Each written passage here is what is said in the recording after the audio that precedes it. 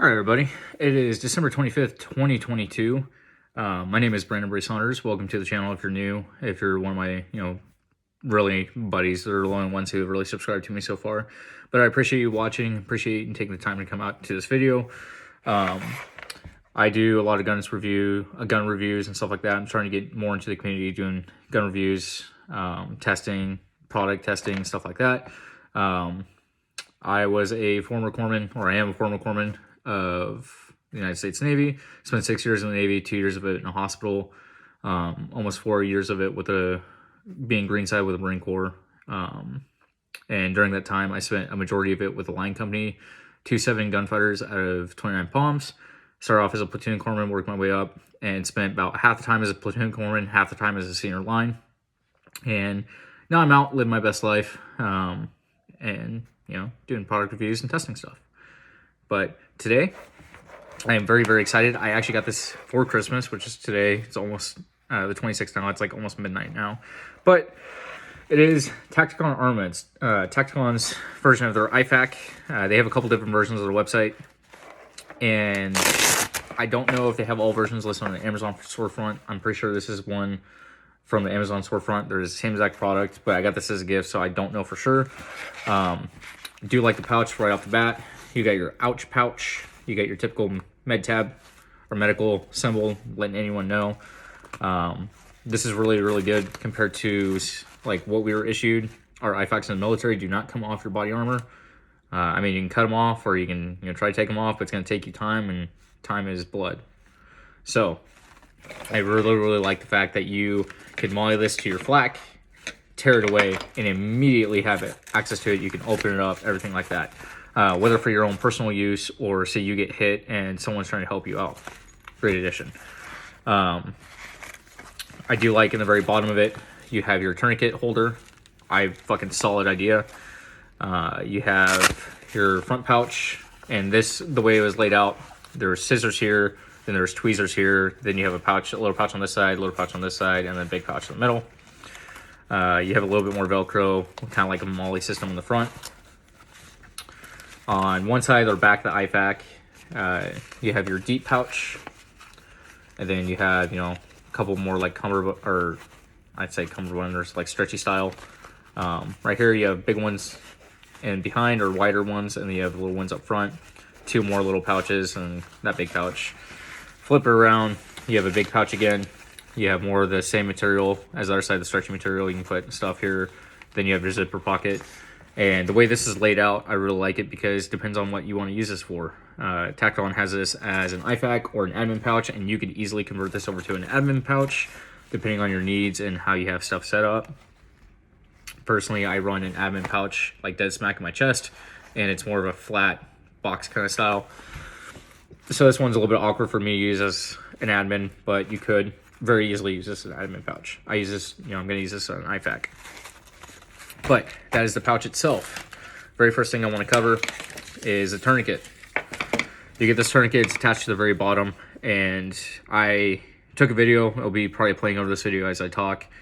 The video of it is me going through it for the very first time, opening everything up and going through it and kind of giving it a thumbs up, kind of like mediocre or thumbs down on what it is. And tourniquet, I'm kind of iffy about this one. I stick to cats and softies personally. I think the tourniquet itself, the Velcro seems pretty good. The plastic even on the back seems pretty solid, pretty decent. The only thing that kind of has me, and I'm going to test it out, is the windlass. These aren't supposed to flex that much, but they're not supposed to be so rigid that I feel like if I start to bend it, it's going to crack in half. And this feels like, it's solid and nice and solid in the way you want it to be, but it also feels like the plastic feels like if you bent it too much, it would break. One big prop I want to give to Tacticon Armament, and not a lot of companies do this, and people don't usually know it, is they'll buy a tourniquet and they'll use it and they'll train with it, and it's like, I salute you. Hell of a job training with it. Great job. But something that needs to be said and people often miss is tourniquets are a one-time use only. If you use a tourniquet, it's over. It's done. Don't use that tourniquet again in a life-saving method. If you use a tourniquet and you're training, you can continuously use the training until the windlass breaks or tourniquet breaks or anything like that, just to get the reps in, try to get hands-on with it and learn how to put a tourniquet on, build up your time, everything like that, because time is blood and blood is life. So you work with that. They give you the little brochure on their tourniquet, and they even have it in this little bullet box down here. Tourniquets are only one-time use. I heavily agree with that, and it's a very spot-on thing. You can tell these dudes are, Jake is a combat veteran. He's the owner, or Jacob is the owner of Tacticon, and just seeing that, I was like, pretty damn good, pretty spot on. So it's something I appreciate about this. If you're a new time buyer and you never bought one of these, that's very good information to put on a placard, especially the fact they teach you how to do it. Next thing we'll go over is you get 2 pairs of gloves. These are really cheap gloves. These are really, they say examination gloves. I personally wouldn't use these. These are not, the gloves I would use. I would typically go with like the gloves you see at like a doctor's office, EMT would use, anything like that. I like those gloves a lot better. These are just they seem kind of cheap to me. The material is, it's a little weird. I don't know how to describe these. These seem almost like food server gloves, not like medical grade gloves. And depending on the situation, I want medical grade gloves because, depending on who it is, you don't know what the dude you're working on has. You don't know if they have a bloodborne disease, anything like that. When it came to my Marines, I knew exactly what they had because we tested them. They did, blood checks every now and then. So I wasn't as worried. But when it comes to the civilian side, if you're a police officer or anyone watching this and you're looking into stuff like this, get medical grade gloves. These seem more food grade. I wouldn't use these. Nice they included them. I personally wouldn't use them. You have your conforming gauze. Conforming gauze roll. In an IFAK, this is more of a ouch boo-boo kind of thing. If you're using an IFAK, I like to load up my IFAK with shit that's actually going to save your life, and this is not going to save your life. So I would toss it. So that and the gloves I would get rid of. Adhesive wound dressing, not terrible. You can see it. It's not terrible. It really depends on what you kind of expect to encounter. This is more of like a boo-boo kind of thing, and I probably wouldn't put it in my IFAK, depending on how or what I was expecting to do. Going on a hike, yeah. We're shooting or doing an operation, no. You have your standard gauze. These are little 2x2s. Great for, scrapes, cuts, anything like that. Again, a boo-boo thing. Not something I would personally put in my IFAK. You have a ton of like butterfly band-aids. You got a few regular band-aids. And then you have, or these are more the butterfly band-aids. These are more of the, I don't know how they're almost exactly the same. One's a little bit bigger and a little bit cut a little bit differently. You can see with the light. But band-aids, another boo-boo thing. Depending on the mission, I'm not going to put that in, my IFAK. And I want to point this out. This is strictly from me going from a tactical mindset and operational mindset. Again, if you're buying this for, you're going on a hike, you guys are going camping or something like that, this is very good stuff to have. If you're looking for a combat side of it, I wouldn't suggest keeping those in it. You're not worried about band-aids when you're getting shot or anything like that. You're worried about other things, not a fucking scrape on your knee. But if you're camping, hiking, anything like that, outdoors activity, riding bikes, something where you might encounter abrasions and stuff like that you want to treat immediately right then and there, that's not huge, I would still include them. If you're looking at this from like a tactical setting, I wouldn't. This one, a lot of people pass this up. This is an emergency blanket. These are like the space age, emergency blankets, and fucking huge. So a lot of people don't understand when it comes to shock and losing blood and stuff. It can be 120, 125, 130 degrees. You'll still get hypothermia. Not hyper, not like heat stroke. You'll get hypo, like cold. You're fucking cold. When you're bleeding out, your body starts to shut down, and your patient's going to get cold, especially with shock. So you have this, keep them warm. Big thing. And, you know, depending on the climate you're in and everything like that, if it's a cold climate, they're going to be even fucking colder. If it's a hot climate, they're going to get cold. You know, you want to keep them warm, at least wrapped up. That's pretty good. I would 100% keep that in the IFAK for a tactical situation. 100% hands down. Alcohol prep pads. These aren't bad. More of a, you know, depends on the situation kind of thing. If I had it set up where, like I was in the military, where I had an IV kit and stuff in my IFAK, I had an extra one carried in my IFAK just in case, you know, something happened to my war belt, something happened to my med bag. I had at least one more.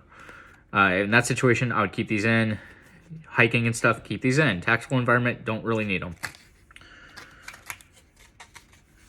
You got your antiseptic tablets. You know, like your hand wash tablets you get, you know, cleaning your hands and stuff like that. These aren't bad. Camping and stuff, keep them. Hiking, outdoor activities, keep them. Tactical setting, why would you be carrying these? The only other thing I can think with these is, you know, you're trying to clean up a general area because it's covered with blood. You're trying to figure and see things out, but at that point, you're probably going to be using water and using gauze. So, teach your own. I wouldn't carry these in my IFAK. Chest seal, great. I don't know their quality of chest seals. I have another order coming in of like a stock kit because I was going to load up my personal IFAK with some of their stuff, and I'm going to test that out and actually test these out. But a chest seal is hands down tactical situation. You should honestly have at least 2. And the reason I say 2 is because you got to plug all your holes before you start treating anything in your box. You know, you're worried about pneumothorax, tension pneumothorax, or hemothorax. And you got to plug your holes before, you know, you can start treating anything in the box, because if you don't plug your holes, it's going to just keep sucking in air and stuff. So I would say at least 2. Why 2? If you're getting shot, do you know for sure that bullet's going to not exit? That bullet's going to stay inside you. You don't. And depending on, you know, what the issue is, you might get hit with a big caliber, you might get hit with a small caliber. What kind of round did you get hit with? Did it bounce off a rib and exit and split the bullet in 2 and exit 2 different directions? Have at least 2. I personally carried 3, but it's very good they included one of these. More alcohol prep pads. Another adhesion wound dressing. You got 2 of those. This one I fucking love. Compressed gauze. So if you've ever worked with compressed gauze before, it's just basically a really long strip of gauze, but it's in this nice little package, and you're like, oh, that's not that much gauze. When you open this thing up and it gets air in it, it poofs way the hell up. And it was training for us that we'd take an entire pack of these gauze and we'd have one of our dudes with a closed fist, and not like completely closed where you couldn't pack anything into it, but, you know, pretty damn tight. We'd be able to fit almost an entire pack of this compressed gauze into someone's hand. You want to pack a wound as tight as absolutely possible, and you start with, you know, tying a knot in the end of it, taking that knot, putting it directly on the artery, and then packing it all hell. Make sure that thing's nice and packed. But nice. Again, I would carry more than one for multiple purposes. You don't know what issues you're going to have, and it's always good because if you fuck up and you can't get a tight enough pressure, you got to pull this gauze out and put new gauze in. If you're not able to pack it tight enough and you fuck up, you need to put new gauze in it. Don't put the old gauze back in it. Or if something happens, it rips out, you know, catches on something because you didn't pack it right, catches a bandit, whatever. I would have more than one, but it's good they included this. Definitely keep an IFAK for a tactical scenario. You have the trauma wound dressing. More of like a pressure bandage. They call it trauma wound dressing on here. It's a pressure bandage. 100% I would have one of these, if not 2. These are great because especially if you're packing anything in an inguinal space, armpits or anything like that, neck, armpit, or your pelvic area.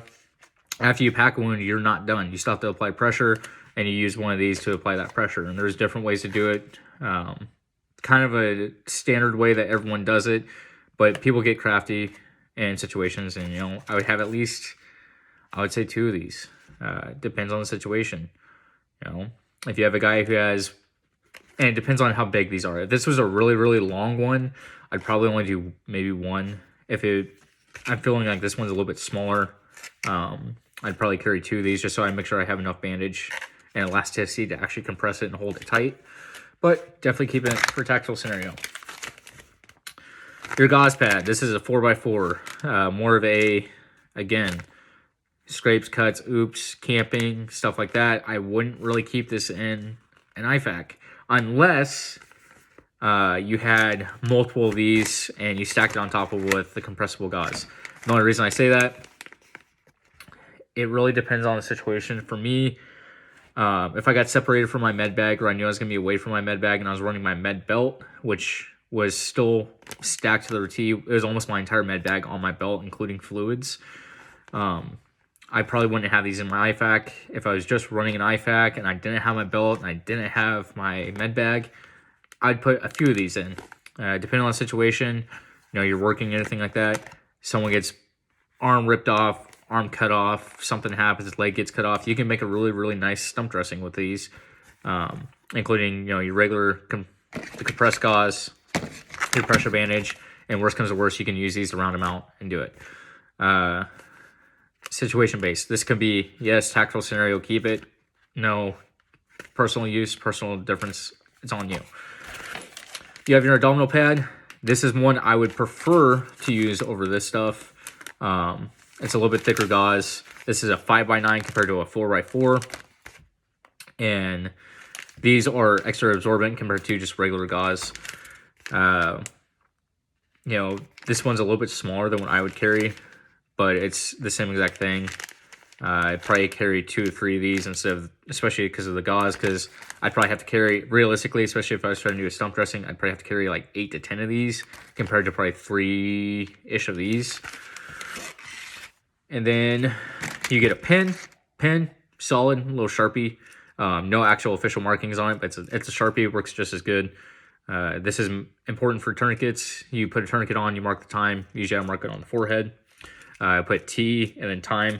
And then if I had enough space and, everything was good, I'd write, LL, left leg, RL, right leg, and then right arm, RA or LA. Simple thing, perfect, especially if you have like a trauma card or, I can't think of it, not kill card. I honestly can't think of it. It's a card that goes over information and bodily injuries, and you can circle stuff on a body. It's like basically like a body diagram, and you can put GSW, point to it, and stuff like that, along with like a mini observation report, vitals and stuff like that. You can write with that, depending on the size of them. This is a nice small pen. You can do it. Easily fits in the package. This tape, I wouldn't even use this as a backpacking thing. I honestly think the tape is kind of shit. It's really small. It's really thin. And it looks like, if you ever worked with a medical tape, a clear medical tape, you understand it's pretty shitty. I'm more of this looks kind of like it, but this is, you can tell this is just a cheaper version. I would have a 4-inch roll of like, I don't know what you call it. It's almost like a nylon tape. And then I'd have a 4-inch, and then I have a 2-inch. And the 4-inch I would use for, bigger bandages and stuff like that.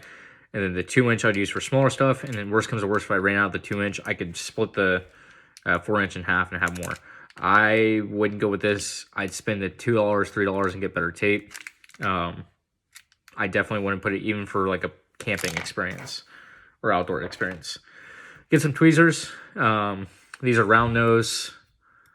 They're okay. I mean, these were probably like, and realistically, probably like 30 cents to make. Not bad. You get a little bit of grip on them. Splinters and stuff, cool. I would carry, I did carry, and I would carry. I even have some of my boys would carry tweezers, because worst comes to worst. For me, something happened, med bag got destroyed, something like that. I had a backup and I had tweezers. Or, if I got separated from my med bag and I had another patient or something happened, it got, whatever. I had a backup. I would carry tweezers, little things. I mean, shit, you can use these for splinters. You have a piece of, glass that's sticking out your hand. Something that's, I would say don't use them on anything. Don't go fucking digging on someone's wounds. If it's superficial on top of skin, you can easily pull it and remove it, do it. If you're trying to pull 3-inch shard of glass and stick it through the dude's arm all the way. Hell no, don't touch it. But if it's on the skin, like splinter or something real light into the skin, you can use tweezers. I'd keep them. Camping experience, outdoor experience, or even a tactical experience. Trauma shears. These are the trauma shears that come with them. They're decent, but trauma shears are a big one that I really think people should put a lot of money into. Cheap trauma shears work okay. I have owned several pair of like the Leatherman Raptors, and I fucking love them. It's gotten to the point where I still have a pair that I still carry with me and use, but the original 2 pairs I had, one ended up getting covered in so much blood and cleaning them and washing them so often and trying to keep them dry that they eventually just rusted and shit fell apart. And then I had another one that I used so often that I literally ended up just breaking. And Leatherman reached out to them. They said they're going to replace it and never did. But I still love them. They're great. They have multiple different sections. They have an O2 key, or O2 tank key, ring cutter. The trauma shears themselves are fucking phenomenal. They have a seatbelt cutter and stuff like that. I mean, depending on the situation, I liked using the seatbelt cutter because if I had to get someone trauma naked, especially when I was working on the hospital or EMS side, I would take the seatbelt cutter and run it down their pants, especially if they're wearing jeans, because if you ever cut jeans with like trauma shears, it's a little bit of a bitch. But if you take that, you don't have to really worry about cutting them, especially if you angle it up. So I would take that seatbelt cutter and just run it down the length of their pants, and their pants would be completely off in seconds. These aren't bad. I would highly suggest upgrading. Get a better pair of trauma shears. These aren't bad, especially if you're not going to use them. But after you use these 1 or 2 times and you actually start to cut stuff with them, you're going to ruin them. And I would say just get some more. Trauma shears, if you want cheap ones, probably get them on Amazon, $2.50, $3. Tacticon probably has them, but I would upgrade and get a serious pair of trauma shears. And then you get your registration card. You do get a lifetime warranty, and I love Tacticon, especially the lifetime warranty. They have already helped me with one item I had, and it wasn't, hey, send back that item and we'll fix it, or whatever. They just sent me a brand new item, and it works fucking phenomenal. So huge aspect of that. And then you get your final piece, which is the contents card for your IFAK. So overall, in the IFAK, if you're looking for a tactical aspect or anything like that, I have one more item. You have an MPA. This is a size 7, a little bit larger than... it looks longer to me than an average MPA. It's measured in 7mm. It's not measured in French, which is kind of weird to me. But it's an MPA. It works. MPAs keep if you have any facial trauma, or even if the patient's just struggling to breathe, put an MPA in and just help them out. Depends on, I shouldn't say facial trauma, because it really depends on situation. But I mean, I've seen and used MPAs, and medicine is one of those things where you work with what you got and you figure stuff out as you go, and you use your previous experiences and training to figure it out as you go. MPAs are one of those things, depending on the facial trauma, if you're worried about like bone and stuff going to the brain, or even brain trauma, I wouldn't put MPA because I don't want to risk pushing bone and other, fragmentation, bone, bullet, wherever up into the brain, causing more damage. But if it's like, hey, you got shot in the jaw and you're missing this part of the jaw, or something happened to your jaw, anything like that, where you still have, you don't have to worry about your T-zone really being affected, I would use an MPA. MPAs are great. I definitely keep them in the tactical and even the camping side. You never know. Someone drowns, something like that. At least you have some kind of airway to put in. All right. So, honestly, I think it's worth the money. I 100% think it's worth the money, especially if you're new to this game, you're new to the medical scene. I got this one as a gift. I have been looking at this IFAK for about a month now, and I kind of waited because I was like, I don't know, because I had it on my Christmas wish list, and I was like, I don't want to buy one, because if I get one, then I'm going to end up with 2, and then I'm going to, end up bouncing back and forth. Reality, I should have done it, because, it's one of those things where it's like, I don't want to order one, get another one. If I don't like it, then I'm stuck with 2. I like these. For what you get, the money, everything like that, solid fucking deal. If you're new to this, something, at least it will give you the material and stuff to practice with, train with. From a tactical to camping to an outdoors, you having fun on the weekend, to you keep it in your car because, you know, in case a car accident happens. This isn't bad. It's really good. It's cheaper than a lot of the kits I've seen out there. And it usually it's about the same contents as what you see in the other ones. You know, me personally, from like a tactical side, there isn't much I would keep in it from what came in it. A lot of the items are more of like typical owie, band-aid, scraped my knee, fell off a bike, stuff like that. The gloves were a little bit subpar. I really think they say examination gloves on them. They really honestly look like food handling gloves. They're not medical. But I would keep pressure bandage, chest seal, abdominal pad, emergency blanket, compressed gauze, MPA. The tourniquet, I would probably honestly upgrade. This one I do not know for sure. It almost feels exactly like a cat, but something's just off with it. It doesn't sit right with me. And it's not something that, you know, I trust North American Rescue, and I trust the company that makes soft T tourniquets. And nothing against Tacticon and saying that I don't trust them with their tourniquet, but it's something that I'm going to test and, you know, tell you, hey, yeah, or reach out to them and be like, hey, this isn't good. You know, I don't want to put my life on a product that I don't trust. I 100% trust Cat, and then 100% trust softies. Softies aren't for everyone. Cats are pretty commonly available. They're about $30. You can get training ones. You can get the regular ones. They come in, I think, like orange, red, fucking blue, and black, whatever color you want. One thing I do have to say about tourniquets, if you're watching this video and you're wanting to get into the medical side, and, you know, for whatever reason, you want an IFAK or you want some kind of first aid kit with a little bit more in depth than just band-aids and stuff, do not, for the love of fucking God, get a rat's tourniquet. Rat's tourniquets were invented by a special forces guy who, this is the new groundbreaking thing and it's wonderful. Rats do not fucking work. And they even created their own custom medical commission to say they're COTC or CO or TCCC qualified. They are not TCCC qualified. They've never been certified by a TCCC board. The military doesn't use them. I know some law enforcement agencies use them. Really, I don't think they should. I would base off the actual TCCC guidelines and go off of that. TCCC guidelines are very, very good. They set a very strict SOP. They cover a bunch of medical, you know, new events, past events. Hey, this is something that changed. Hey, this doesn't change, and it fucking changes daily. Do not trust rats. I know they're cheap. They look cool. They work.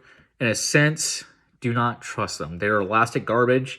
They do not have a fixed band. They're too thin, and they're really not going to include anything. I just go with the Cat. Go with the soft T. Go with something that has been tested time and time again, from civilian aspect to military aspect to naval aspect to oil riggers. Trust a Cat tourniquet or even like a softie. Those have been tested fairly, you know, widely, and they are TCCC qualified and accepted. Do not use rats. I know they look good. You might hear people, oh, it saved my life and stuff and this and that. I'd put money it didn't do anything, because when it comes down to it, basic situation, do they have heavy venous bleeding? Were they actually having an arterial bleed? And what was the time it was put on? How long was it put on? And how long was it effective prolonged care? You can leave a Cat on for hours upon hours and it's still going to fucking work. Compared to a rat's, where I don't think I've ever seen a story of someone's had them longer for an hour. And I know I've read a few stories. People have them off there for 30 minutes and they start bleeding again. Or not even the fact that they start bleeding again. It never stopped the bleeding to begin with. Go with something you trust, anything like that. Highly recommend it. Jacob over at Tacticon. I've messaged him back and forth now, especially because of my last issue and a video previous to this I made. This is a great product, buddy. I would say, you know, I would be more comfortable. I'm going to test the tourniquet. But honestly, if you got an actual Cat tourniquet, I'd rather pay the additional cost over this. It doesn't have any markings, and it's a tourniquet. It might work, but something just feels off to me. I've gone through a lot of tourniquets, especially in my career, and it's just something's off about this one. I would happily pay more money for a Cat or like a softie version, and people who actually research and actually go into this stuff and want to be serious about it, I would agree. Now, this could change if this ends up being a great tourniquet and it doesn't break. And I mean, they're only a one-time use. And I'm agreeing with you. If this doesn't break on the first time I use it, I'll support it. But how good is their quality control? And that's where I get worried about it, because I might get a good one, but the next person down the line might get a shit one and it doesn't work and it breaks. That's why I like Cat. That's why I like Softy. It's a little bit more trusted. Quality control is a lot better. Again, there's no markings on this one. I truly don't know who made this one. If it was you guys and this is a legit Cat, I'm going to be ordering a shit ton of these because these are cheap. But it's just something's not right about this tourniquet, and it just doesn't sit right with me. Overall, though, this is a very nice IFAK. The pouch itself is wonderful. Between the admin side and the Molly side, this is a great system. You have a little bit of everything for every situation. I personally wouldn't load up a lot of the boo-boo stuff. Most of the time I wouldn't load up the boo-boo stuff. I would load up more of the trauma aspect. I do take usually a med bag with me when I drive, or some kind of medical thing with me when I drive and go places. And I would load it up with stuff that I might encounter on day to day. If I'm going to a range or I'm going shooting with my buddies, I probably load it up with more GSW stuff like chest seals and stuff like that. If I'm just driving around and I'm keeping an extra one in a car, I'll keep more of probably tourniquets. I mean, that would apply to a tactical situation or a shooting situation too, but maybe an extra tourniquet, a couple more pressure bandages, some head wraps, some Kerlex, self-adhesion bandage and stuff. Maybe like an eye shield, stuff like that. When it comes down to it, especially from a medical side, especially being from a corpsman side, everyone is going to build their stuff differently, and I'm not going to be the person to tell you build it like this. What works for you, what you expect it to be. But think about it. You don't want to be underprepared, but at the same time, you don't want to be overprepared to the point where, you have something that could weigh 3 pounds and you'd be comfortable and you'd have enough stuff to do everything that ends up weighing 10 pounds because you want to put everything in the moon under it. Know your limitations, especially when it comes to your training, when it comes to your equipment. Learn it, practice it, buy extra stuff to practice with. Learn how to actually put a chest seal on. Learn how to pack wounds. Learn how to open and use the blanket. How to do a pressure dressing. How to put an MPA in. No, they do not fucking feel comfortable. If you can get the dummy, they're expensive, or use a friend as a dummy, give them a 6-pack of beer. They're very uncomfortable. Depending on the person, they'll hurt to put them in.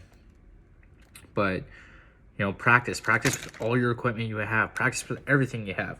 At Tacticon, before it comes to the tactical side of this stuff, you have your bullet sponge stuff, and then you have your bandage side stuff, or band-aids and wipes and alcohol pads. Keep that stuff, extra. Put it in a little med box or something like that, separate. Tactical side, build it up how you want. What you expect. How many people do you expect to get injured? If it's only personal use and everyone around you has one, build it for yourself, But that is it for today, guys. Merry Christmas. I hope you guys all had a wonderful holiday. This was one of my favorite gifts from today. It's fantastic. I'm probably going to be buying another pouch just for the pouch itself. And then I'm going to be loading it up with my own medical equipment and stuff to build it exactly how I like it. But if you were buying or want one for a starter kit, this is a very good kit. It's pretty cheap. And, it at least gets your foot in the door to train. All right, this is just testing out the tourniquet. Not doing anything fast-paced or anything like that. This is just a general, hey, I'm going to test it out, see how it does.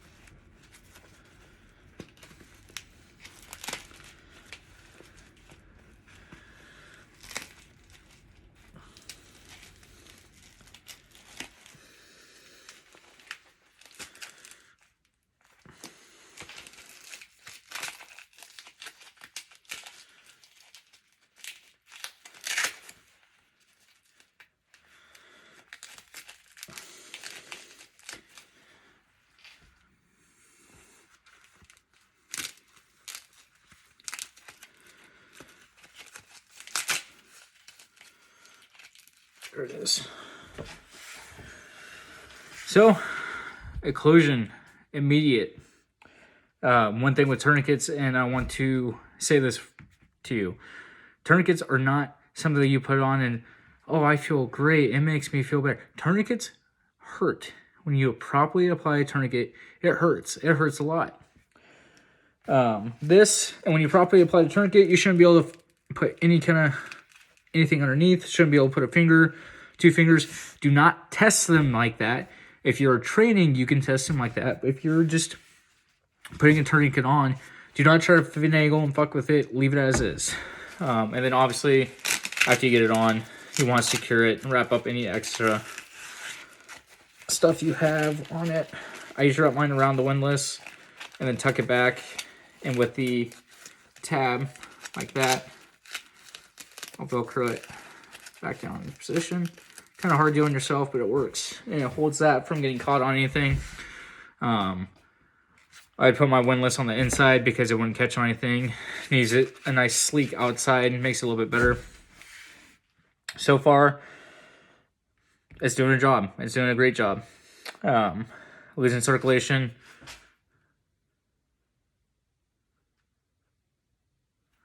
No pulse. I trust it. Tacticon, you got something going on. I don't know how you can make tourniquets so cheap, but it works. Good on you. Personally, I'll probably still stick with Cat. I don't know what it is. That and the fact that I probably have 30 tourniquets. 15 of them are brand new from when I was in. So, I'm kind of stuck with them anyway. But if I was going to buy a tourniquet, I don't know. I would consider this an option. But again, the only issue I have is why are they so cheap? Did you do a backdoor deal with NAR, or is this something that we have to worry about, quality control? Something like that. But it works. It's on there, nice and tight. Windlass held up. Get some blood flow back to my arm. Yeah, I did good. Held up, windlass didn't break. Material was good. Good tourniquet. Don't know, again, only thing I was really worried about is when I felt it.